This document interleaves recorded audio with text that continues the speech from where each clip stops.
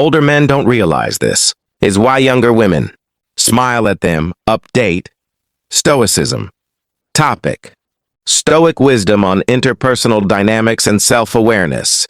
Gentlemen, what I'm about to share with you will fundamentally change how you understand human interactions forever.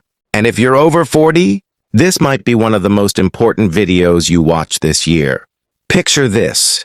You're at a coffee shop. A young woman behind the counter smiles at you warmly, maybe even laughs at your joke. Your heart skips a beat. You think, she's interested in me. But here's what Marcus Aurelius would tell you, and what modern psychology confirms. You're likely missing the real reason behind that smile. And gentlemen, this isn't about crushing your confidence. This is about building real confidence through ancient, Stoic wisdom that will transform not just how you see these interactions, but how you show up in the world. Stay with me for the next 40 minutes, because we're going deep into Stoic philosophy, modern psychology, and real-world examples that will change everything you thought you knew about human nature.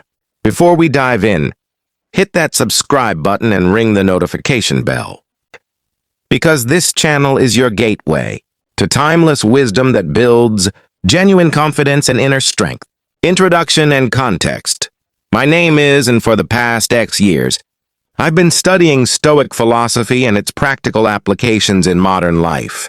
What you're about to learn comes from 2,000 years of wisdom, combined with cutting-edge research in psychology and human behavior. Now, this isn't another dating advice video. This is about something far more valuable: developing the wisdom to see reality clearly, without the filters of ego, insecurity, or wishful thinking. The Stoics believed that most human suffering comes from our inability to distinguish between what we can control and what we cannot. And nowhere is this more evident than in how we interpret the actions of others.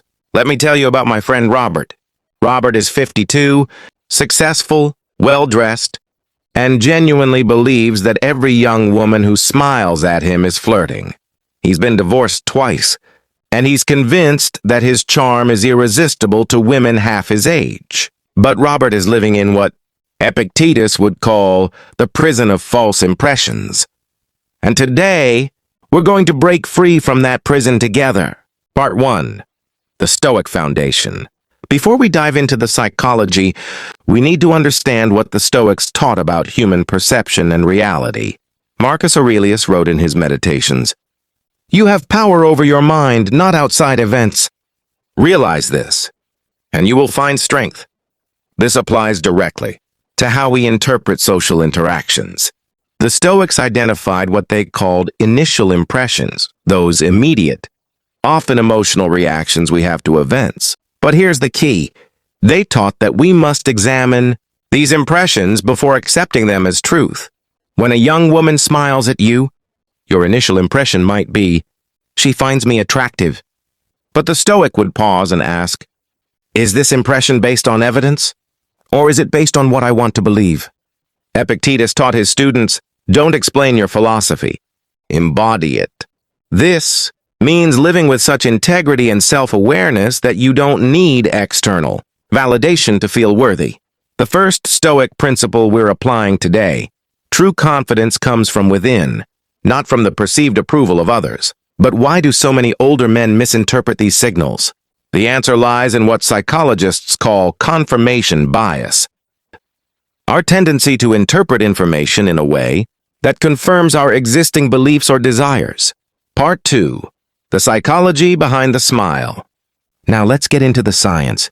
Research from UCLA and Harvard has shown that humans smile for over 50 different reasons, and romantic interest is actually near the bottom of the list. Dr. Paul Ekman, the world's leading expert on facial expressions, identified 18 different types of smiles. Only one of them, the flirtatious smile, has anything to do with romantic interest, and it has very specific characteristics that most people can't accurately identify. So what are the real reasons younger women smile at older men? Let me break this down. Reason 1, professional courtesy. If she's working, whether as a server, cashier, or in customer service, her smile is literally part of her job. Studies show that female service workers who smile earn 20% more in tips than those who don't. This isn't about you. It's about her livelihood. Reason 2. Social conditioning. From childhood, women are taught to be polite, agreeable, and non-confrontational. A smile is often a social lubricant designed to keep interactions smooth and pleasant. It's not attraction. It's cultural programming. Reason 3. Nervous response.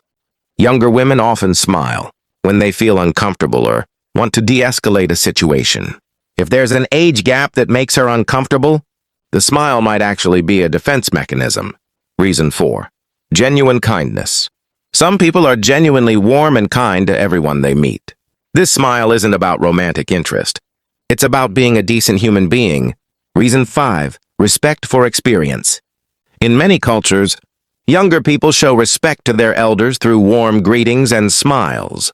This is about honoring your experience and wisdom, not your romantic appeal. Here's what the Stoics understood that modern psychology confirms. When we're emotionally invested in an outcome, we lose our ability to see clearly. Your desire to be found attractive by younger women clouds your judgment about their actual intentions. Part 3. The real reasons. Deep dive. Let me share some real stories that illustrate these principles in action. Story 1. The coffee shop revelation. John, 48, was a regular at his local coffee shop. Sarah, the 24-year-old barista, always smiled brightly and remembered his order. John was convinced she was interested in him romantically. He finally asked her out. Sarah's response was polite but firm. "I'm flattered, but I smile at all my regular customers because it's good customer service. And I remember orders because that's literally my job." John felt embarrassed. But then he remembered something from Seneca. Every new beginning comes from some other beginning's end. Instead of feeling rejected, he chose to see this as a lesson in humility and reality. Story 2. The networking event. Michael, 55, attended a professional networking event. Several younger women in their 20s and 30s were friendly and engaged in conversation with him. He interpreted this as personal interest. The reality? Michael had 30 years of experience in their industry. They were being friendly because they respected his expertise and wanted to learn from him. They were networking, not flirting. The Stoic perspective. Marcus Aurelius wrote, "Confine yourself to the present. When you confine yourself to what's actually happening, rather than what you hope is happening, you see the truth."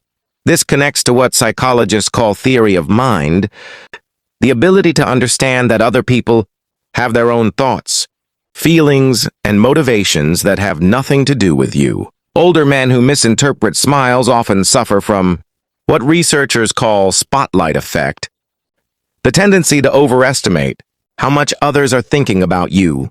The truth is, most people are thinking about themselves, their problems and their goals, not about you. The next time someone smiles at you, instead of immediately wondering what it means about their feelings toward you, ask yourself, what might this person be thinking about, right? Now that has nothing to do with me. Part 4. The cost of misinterpretation. Now you might be thinking, what's the harm in being optimistic about someone's interest? But the Stoics taught us that self-deception always has a cost. The personal cost. When you consistently misread social signals, you set yourself up for repeated disappointment and rejection. This chips away at your genuine confidence and can lead to bitterness or cynicism. Epictetus said, "Wealth consists in not having great possessions, but in having few wants." When you constantly seek validation from others, especially from people who aren't actually offering it, you become emotionally impoverished. The social cost. Misreading signals can make others uncomfortable. When you treat every friendly interaction as potential romantic interest, you're not seeing the other person as a complete human, being with their own agency and feelings. Story. The workplace incident. David, 45, was a manager who consistently misinterpreted his younger female employees' professional friendliness as personal interest.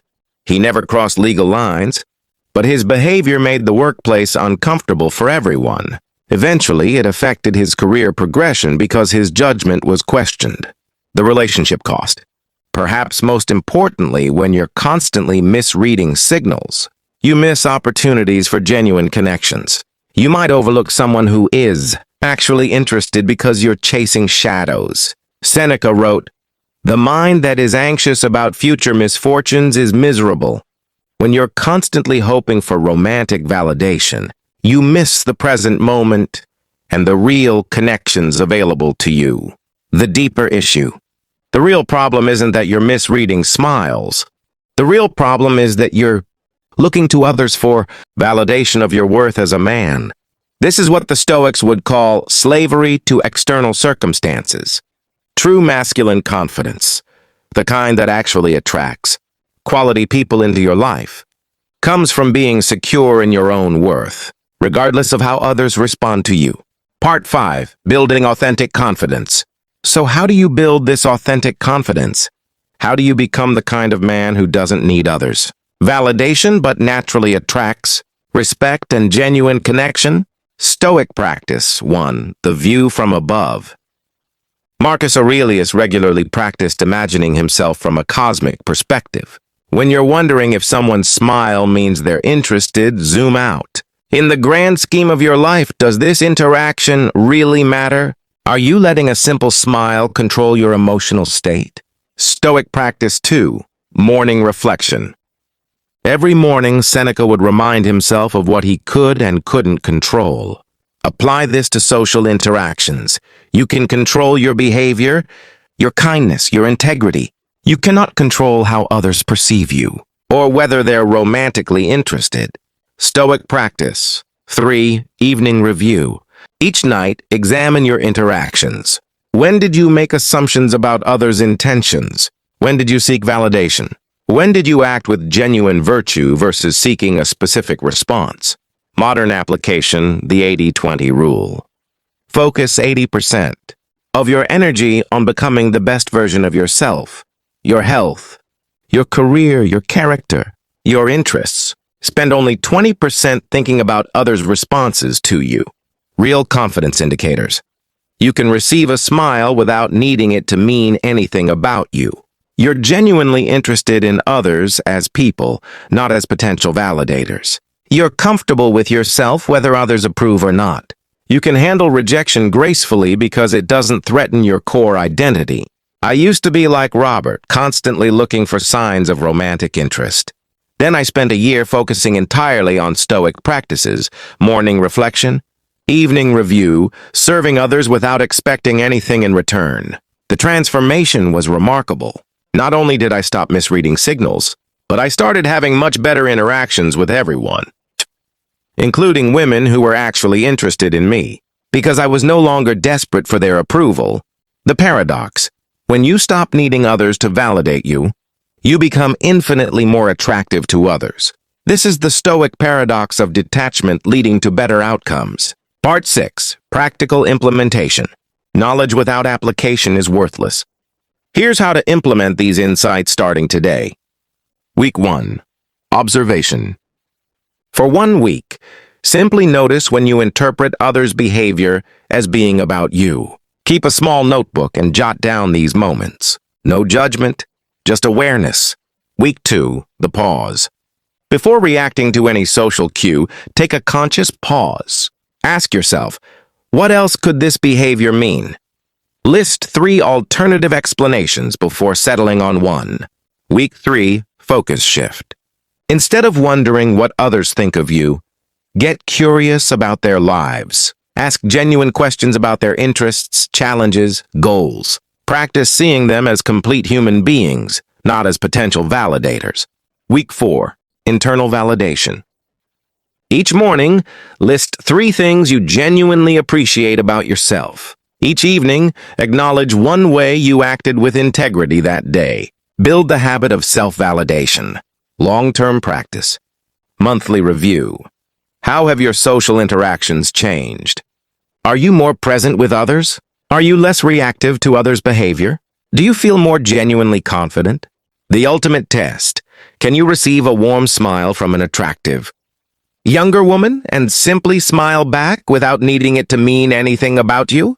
Can you appreciate the moment for what it is? A brief, pleasant human connection, conclusion, and call to action.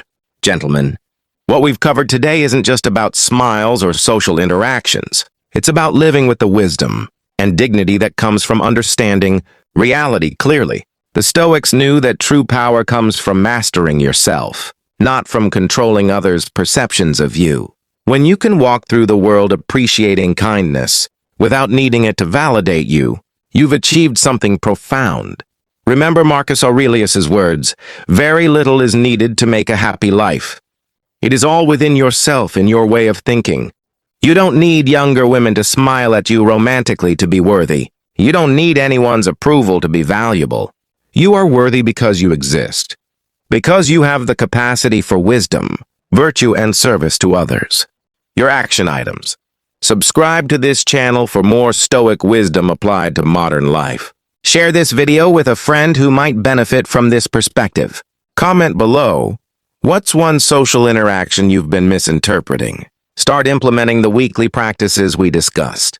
Next week, we're diving into why Stoic men are irresistible and it's not what you think, where we'll explore how ancient wisdom creates modern magnetism. Remember, true confidence isn't about being desired by others. It's about being so secure in your own worth that others' opinions become irrelevant to your happiness. The smile was never about you, and that's exactly why you're free. Until next time, gentlemen, stay wise, stay strong, and remember, the only approval you need is your own.